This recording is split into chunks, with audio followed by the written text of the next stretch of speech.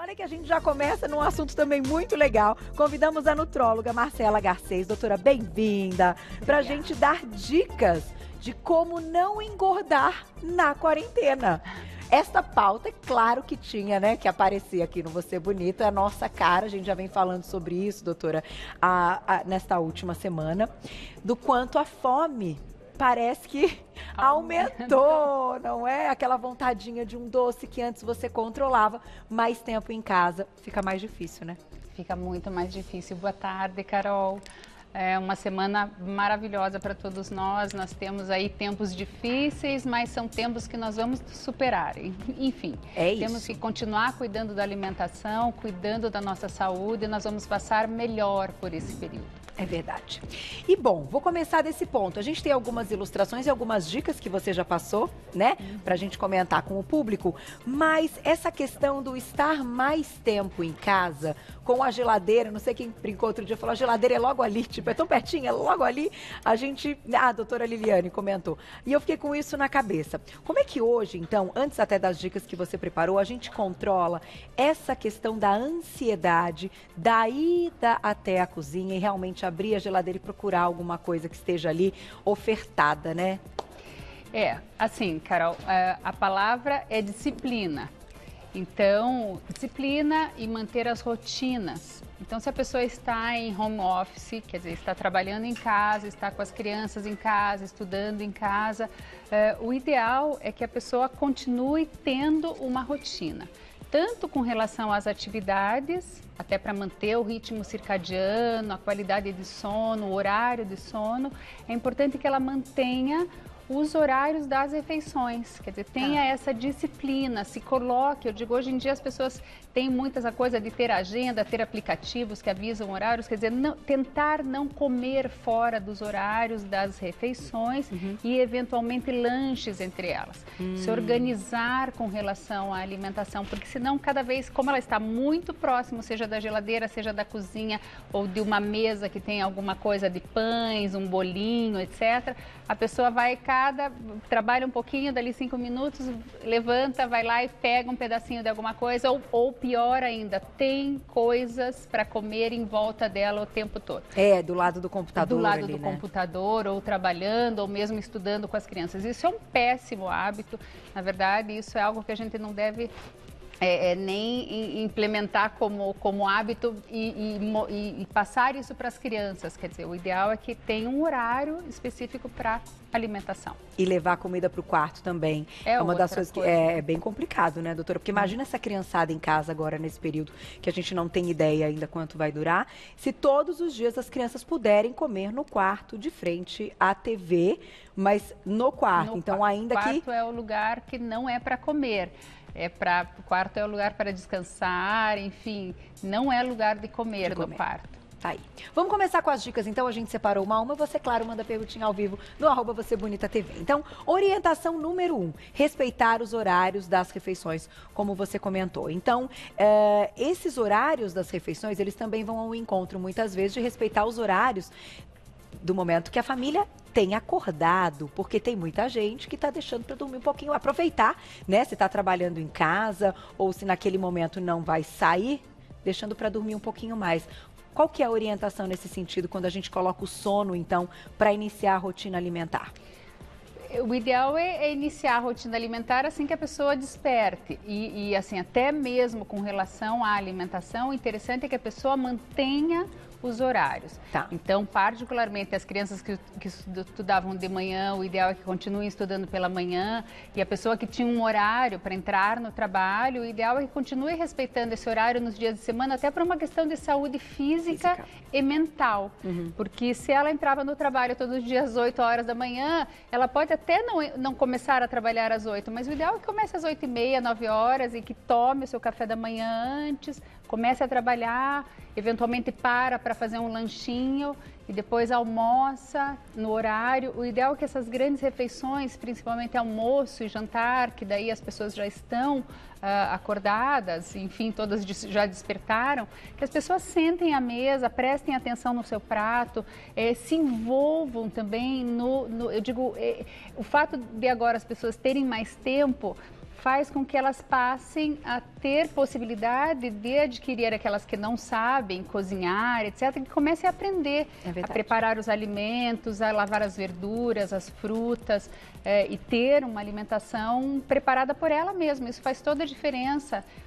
Inclusive na questão de paladar, de descobrir novos sabores, novos alimentos que às vezes a pessoa até nem tem tempo de descobrir. Porque antes trabalhava o dia todo fora. O dia todo.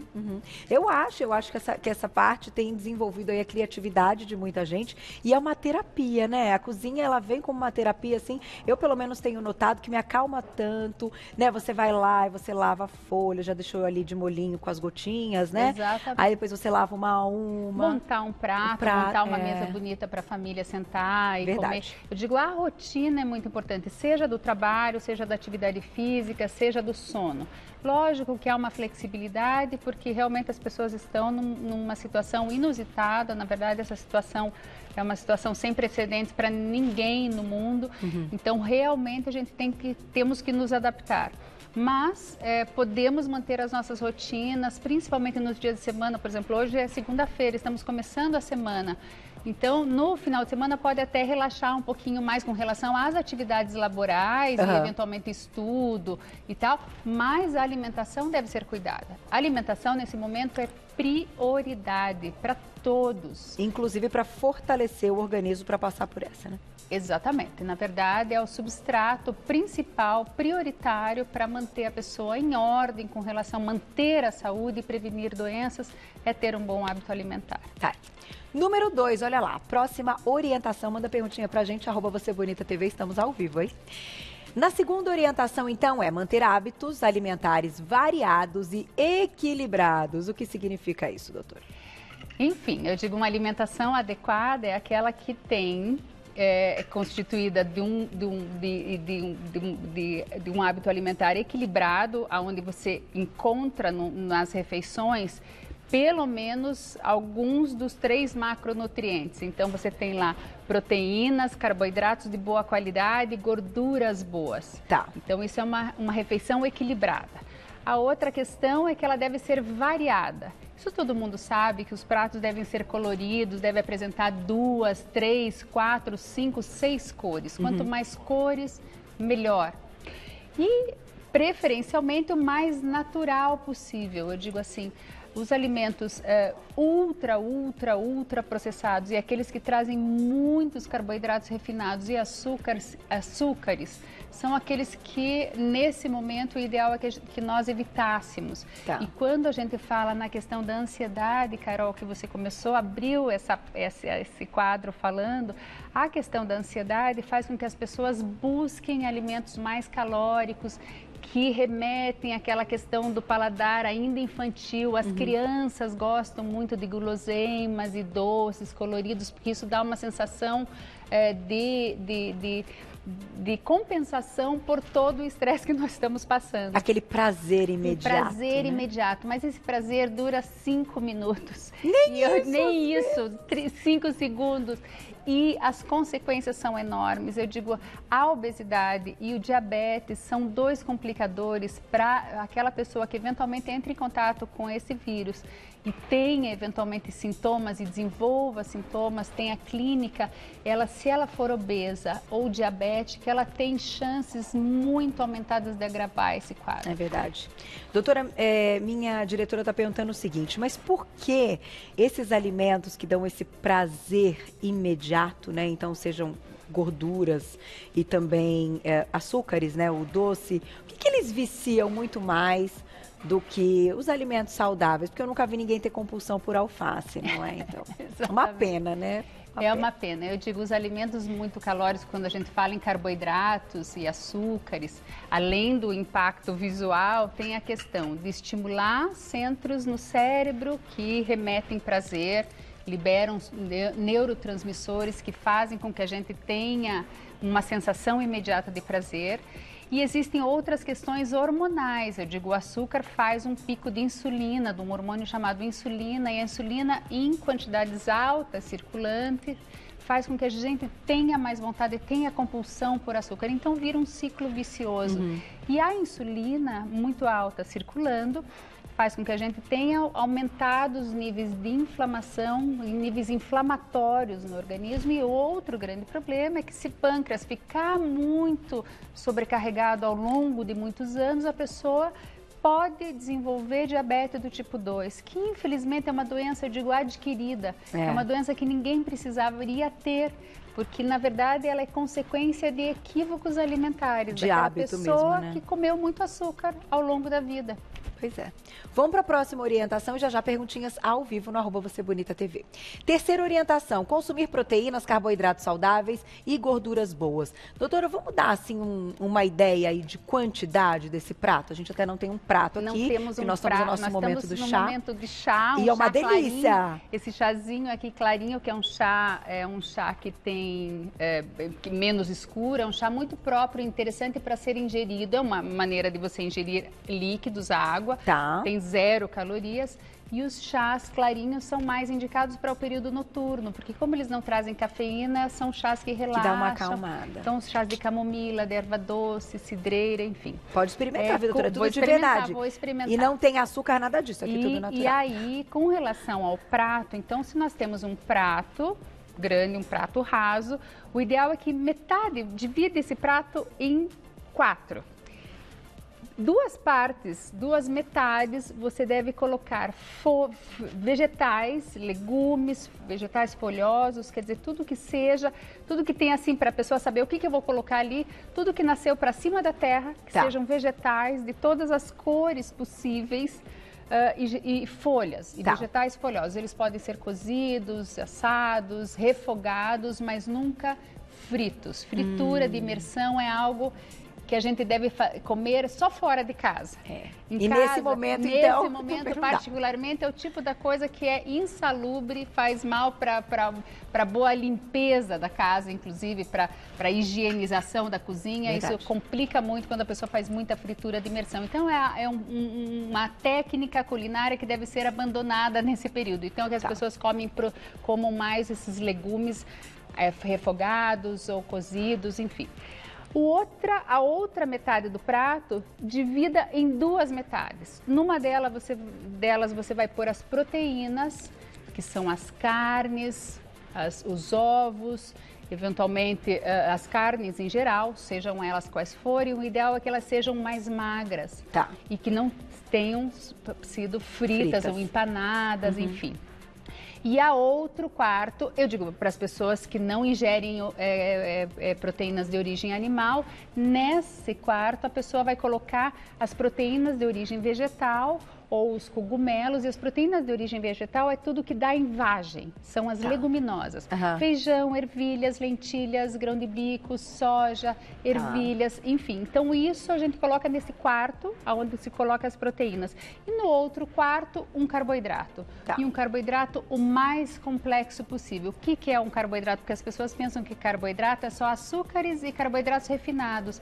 E na verdade tudo que não é gordura e nem proteína são carboidratos. Então já nós temos aqui, nessa metade do prato onde tem verduras e legumes, temos carboidratos complexos. E ali naquele quarto nós vamos colocar um só exemplar de um carboidrato mais simples, que são aqueles que dão energia, que são importantes com mais nesse amido. momento, com mais amido, tipo um arroz, mas preferencialmente integral, uma massa de grano duro, ou um tubérculo que tem um índice glicêmico um pouquinho mais baixo, como é o caso da batata doce, como é o caso da mandioca. Então, eu digo, nós temos, por exemplo, mandioca é algo que a gente tem desde o Rio Grande do Sul até o Amapá. E a mandioca é um carboidrato de índice glicêmico muito baixo. É um índice glicêmico realmente baixo, porque a mandioca é um tubérculo que tem muita fibra. Então, é algo que pode ser inserido neste quarto do prato. Mas é só mandioca, se quando for a mandioca, e não misturar com arroz, não misturar com massa, porque o que a gente vê nos pratos é que a pessoa põe arroz, farofa, polenta, mandioca, etc., uma folhinha de alface e um pedaço de carne, enfim. E aí o prato fica totalmente desequilibrado. Então, metade verduras e legumes, um quarto carboidrato o mais integral possível e uma carne magra, preferencialmente, quer dizer, uma carne magra ou uma leguminosa. Doutora, deixa eu aproveitar e te fazer essa pergunta e inserir no contexto que nós estamos na seguinte questão. Então, o prato está lá ainda que bem dividido, como você colocou, né, para a gente ter uma noção de porções. Mas muitas vezes, eu acho que as pessoas cada vez mais têm noção de porções. Mas quando a gente está falando do carboidrato, você comentou, você numa frase disse, não, que a gente precisa do amido para ter mais energia, nananana. Neste momento que estamos mais em casa, esta energia está indo para o sofá. Ou acho eu que em muitos casos, para quem não está tendo uma rotina, praticando atividade física em casa, ou não está ali fazendo as atividades domésticas, de certa forma, então assim, se a gente for pensar, quanto tempo a pessoa passa fazendo uma atividade que ela não está ou sentada ou não está em pé parada? Essa energia nesse momento, ela é imprescindível? A energia se diz dos carboidratos? Exato, dos carboidratos, como você colocou, com Mesmo mais amido. Complexo. É assim, vamos lá. Não, é necessário. Os carboidratos são necessários. Inclusive, esse momento não é o melhor momento para as pessoas fazerem dietas restritivas. Porque nós precisamos de reserva de energia, porque eventualmente nós vamos ter uma guerra dentro do nosso organismo. Podemos ter ou não, vir a ter. Então, não é momento de fazer dieta extremamente restritiva, ficar ou não comer grupos alimentares, inventar dieta nova neste momento. Tá. Porém, os açúcares simples, os carboidratos refinados, açúcares simples são os doces. Tudo que tem a sacarose, tudo que é doce porque foi adoçado, isso ninguém precisa. Perfeito. Isso ninguém precisa de açúcar. A outra coisa são os carboidratos refinados, o pão branco, etc., em quantidade, que isso seja a base do prato, isso ninguém precisa também. Tá. Nós precisamos de carboidratos, sim, preferencialmente integrais, um pouco mais complexos, mas sempre combinados com uma quantidade adequada de proteínas, verduras e legumes. Tá. E ainda, ao longo do dia, outra fonte importante de carboidratos que são as frutas. Se a gente conseguir incluir 3 frutas ao dia, ótimo, entre as refeições, perfeito, uma fruta, comê-la, não sob a forma de suco, mesmo que natural, comer a fruta e matar a sede com água. Aliás, água é a outra orientação alimentar extremamente importante e imprescindível para esse momento. Tá. Ingerir uma quantidade adequada de água, preferencialmente, que pode ser água saborizada, pode ser na forma de chá, pode ser água. O ideal é tomar água. Água, para hidratar, né? E aí, as bebidas do tipo refrigerantes e sucos industrializados que são adicionados de açúcar, esses devem ser evitados. Também. Tá aí. Próximo, então, olha essa orientação, já tem perguntinhas do público no @VocêBonitaTV. Escolher lanches equilibrados. Vamos dar exemplos de alguns lanchinhos legais? Então, os lanchinhos equilibrados, por exemplo, estamos aqui, temos uma physalis linda que as pessoas acham... É de verdade, pode comer. Tem gente que acha que a physalis, que tem normalmente em festas, etc., é um enfeite, é uma fruta maravilhosa, riquíssima em vitamina C. Temos as uvas ricas, quanto mais escuras forem, mais polifenóis elas têm, então as uvas e outras frutas qualquer. Quer dizer, qualquer fruta nesse momento pode ser inserida num lanche. Lógico, uma porção adequada que equivaleria mais ou menos ao tamanho de uma maçã média. E aí você faz essa quantidade, então as frutas vermelhas, para quem agora a gente começa a entrar no frio, eu sou do sul, então lá no sul nós temos muitas frutas vermelhas. Mas você vai para a região do Nordeste, Norte, tem outras frutas lá maravilhosas que podem ser inseridas no hábito alimentar, seja na refeição ou como lanche entre as refeições. Tá. A outra coisa que pode ser inserida nesse momento são as sementes oleaginosas, que nós temos aqui exemplos. Frutas secas também podem ser, eu digo, uma porção, um punhadinho de sementes oleaginosas. Trazem gorduras boas, mesmo sendo mais calóricas, trazem vários nutrientes, minerais, ácidos graxos de boa qualidade, que inclusive dão sensação de saciedade, até porque são calóricas. Mas é uma caloria que traz tantos nutrientes que vale a pena. Eu digo, a gente não tem que ficar tão preocupado com as calorias, temos que nos preocupar com a qualidade do que comemos. Dos nutrientes. Então, sementes oleaginosas, frutas, um iogurte. Eu digo, a gente respeitando as preferências de cada pessoa, então um lanchinho de mais ou menos 100 calorias, que é isso, quer dizer, as frutas normalmente têm em média de 50 a 100 calorias cada unidade, um punhadinho de sementes oleaginosas também e um iogurte, a mesma coisa. Minha diretora perguntou daqueles chipzinhos, a gente já ensinou algumas vezes aqui na nossa culinária, aqueles chipzinhos de forno mesmo, de batata doce. Ah, sim, as chips assadas. Até de abobrinha, sim, né? as chips de abóbora, de abobrinha, de batata doce, de beterraba, ficam ótimas. Aquilo desidratado, então é uma fonte. Esses são, por exemplo, a abobrinha. A beterraba tem índice glicêmico baixo, a batata doce tem índice glicêmico médio, a mandioca, a própria mandioca, então dá para fazer chips assados, não fritos. Assadinhos. E aí um punhadinho desses chips é uma maneira também de fazer um lanche.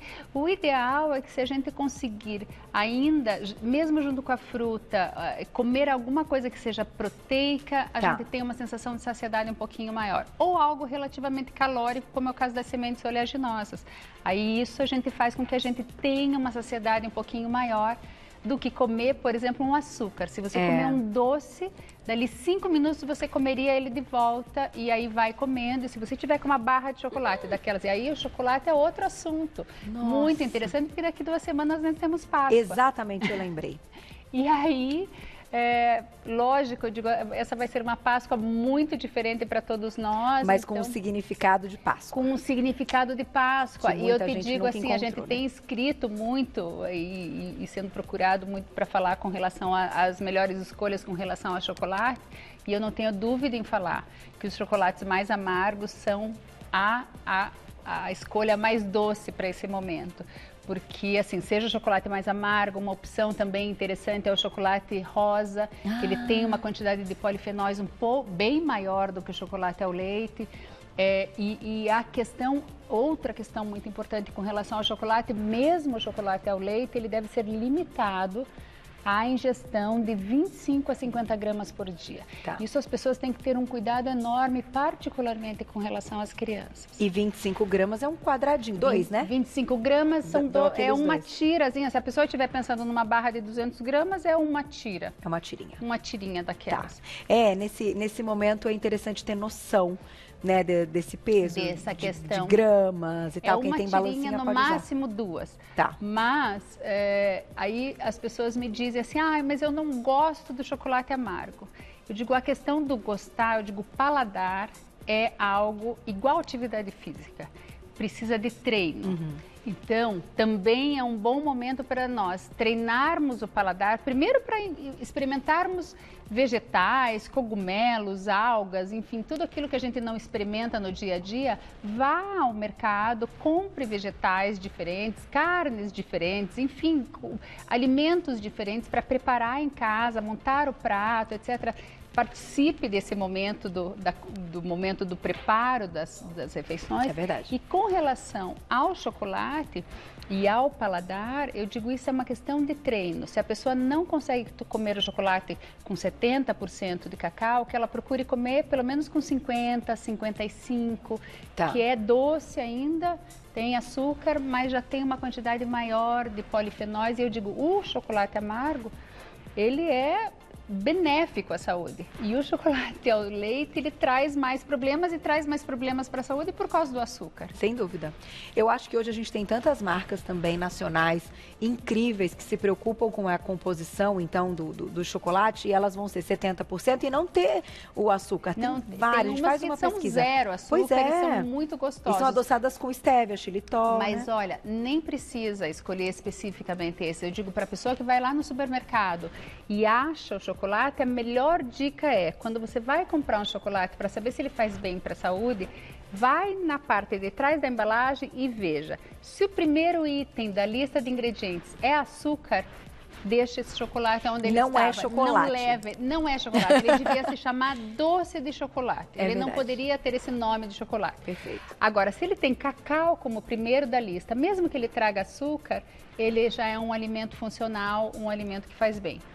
Perfeito. Eu vou pedir, inclusive, igual você deu uma busca aí nesse chocolate rosa, que a diretora perguntou, então, qual seria, né? Eu acho que a gente teve a oportunidade de mostrar há muito tempo aqui no programa, eu só experimentei uma vez. Chocolate rubi. É o rubi. Ele é bem saboroso e, de fato, quando você olha, assim, não parece chocolate no primeiro momento, né? Ele parece outra coisa. Vamos ver se a gente encontra, então, uma imagem para colocar para o público. Rosa, parece que é até um chocolate branco que foi tingido de rosa. Isso, é. E, na verdade, ele é rosa porque as sementes de cacau têm essa pigmentação por causa de polifenóis presentes nele. Que bacana. Então, ele tem um sabor mais cítrico, mais azedinho.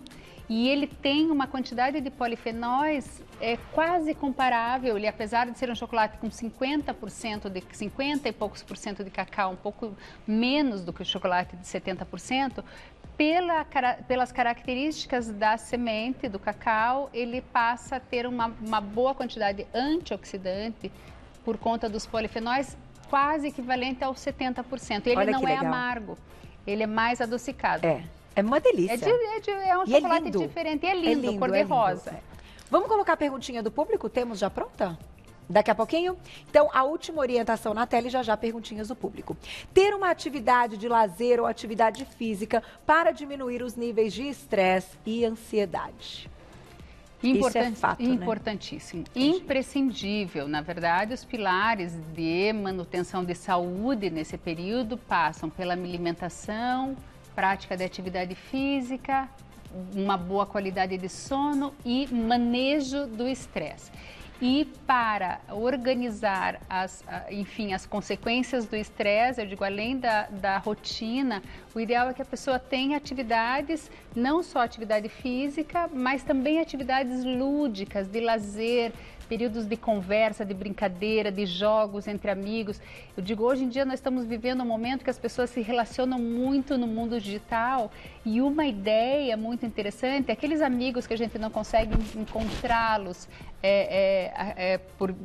ao vivo, que nós façamos videoconferências. Quer dizer, hoje em dia você consegue fazer uma festa colocando todo mundo na tela do computador e isso dá uma sensação de proximidade e de conforto para a alma, eu digo, porque eu digo a proximidade, esse distanciamento social, eu digo, é a parte realmente mais impactante. É a mais impactante. E agora, é interessante que isso gera uma outra discussão, eu estava pensando sobre isso no final de semana, que uma amiga escreveu, que saudades da vida real, né? Porque parece que a gente está vivendo uma vida virtual. Total. Quando a gente se relaciona, enfim, e conversa com outras pessoas. E, de fato, talvez, tudo isso que a gente está passando, eu acho que para cada um vai ter um ensinamento e vai deixar uma mensagem, só que esta mensagem também de dar valor a estar próximo das pessoas, a gente vai ganhar um negócio, né? Uma imensidão, assim, porque depois disso as pessoas vão querer fazer o quê? Vão querer matar saudades, vão querer estar próximas, vão querer, só que de outra forma, né? Com mais higiene, com mais cuidados, vamos sair né? melhores. Vamos sair melhores. Mas olha que interessante isso, né, doutora? Num momento que a gente acaba trocando recentemente aquele lance de estar junto, então assim, ao invés de ligar, você manda um WhatsApp, ao invés de você, enfim, manda uma mensagem no direct de um Instagram, agora as pessoas vão sentir falta e saudades de estarem próximas de novo, como seres humanos. Exatamente. Assim. E eu cito essas atividades de reuniões, mesmo que virtuais, é que isso toma um tempo. E esse tempo a pessoa não come. Não come, claro. Entende?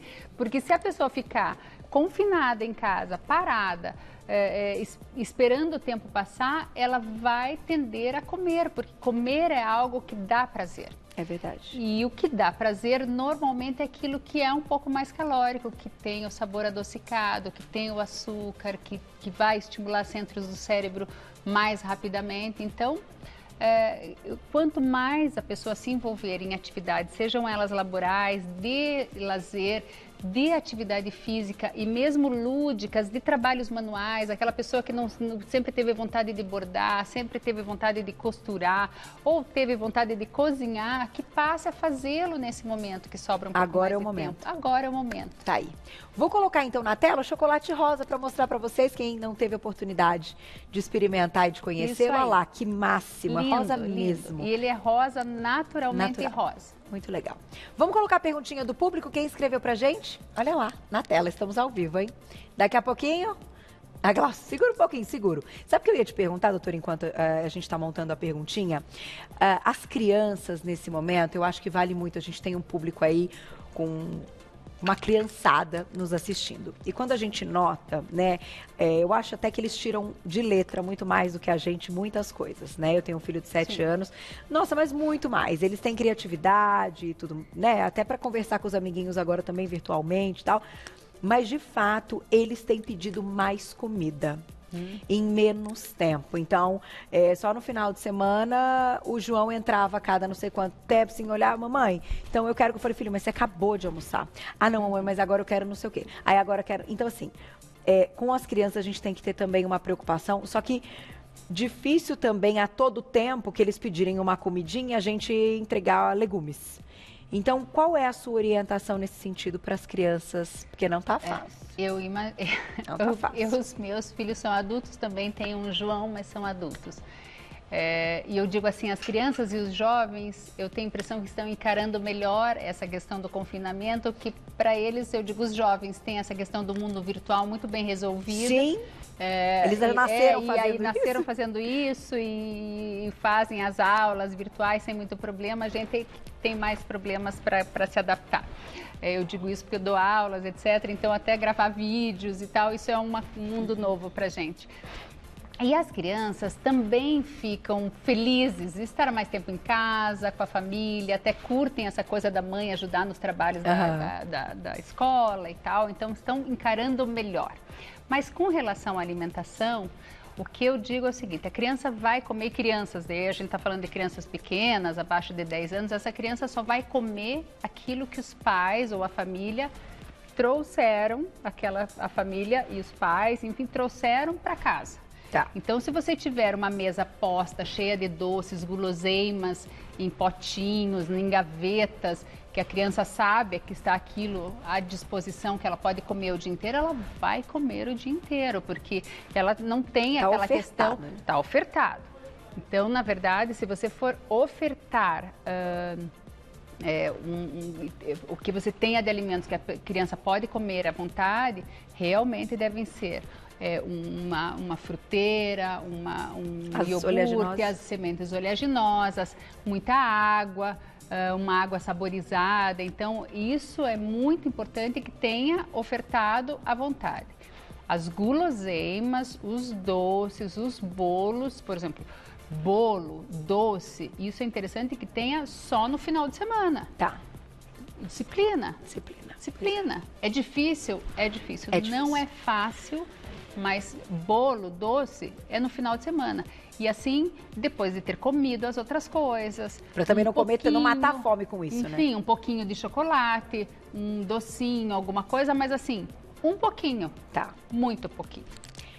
Na tela, a perguntinha do público. Vamos lá. Mandem mensagens pra gente como vocês estão encarando aí a quarentena. Camila, um beijo, obrigada. A nossa imunidade diminui pelo fato de estarmos confinados? Como melhorar esse quadro de forma mais rápida e saudável? Pergunta super interessante, porque a questão de estarmos mais deprimidos, porque estamos mais preocupados e porque não podemos sair de casa, parece que gera uma situação que a gente sente uma fraqueza, né?